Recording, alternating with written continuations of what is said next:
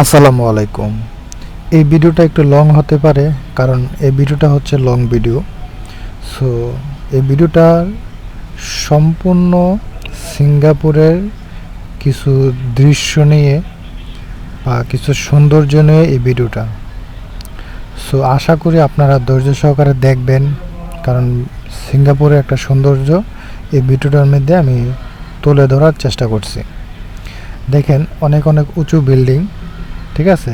এটা আমি অবশ্য জুমিং করে দেখানোর চেষ্টা করছি। সো আপনারা অবশ্যই এই ভিডিওটা যদি ভালো লাগে সবার মাধ্যমে ছড়িয়ে দিবেন, ছড়িয়ে দিয়ে বলবেন যে আমি এই ভিডিওটা সবার মাধ্যমে ছড়িয়ে দিয়েছি।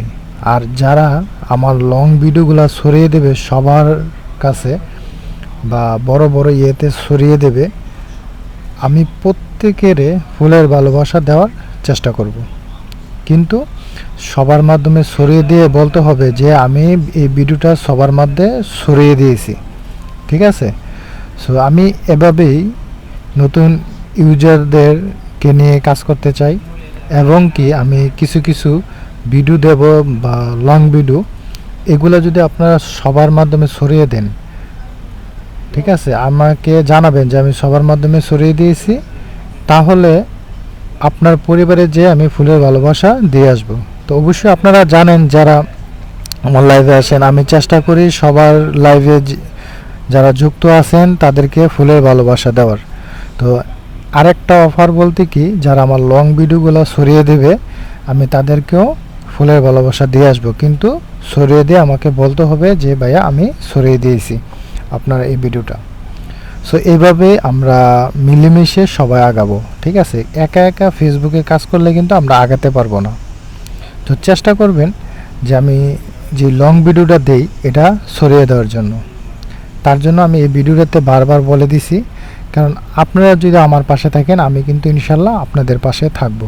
আর এটা কিন্তু আপনারা জানেন যে আমি একদম নিঃস্বার্থে আমি আপনাদের পাশে আছি।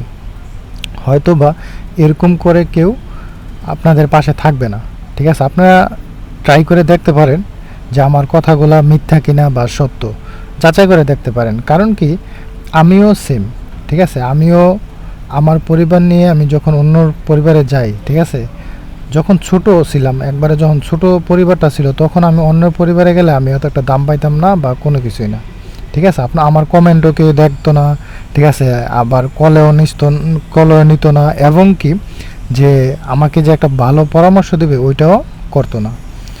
মেন কথা হলো কি ভাইয়েরা বোনেরা,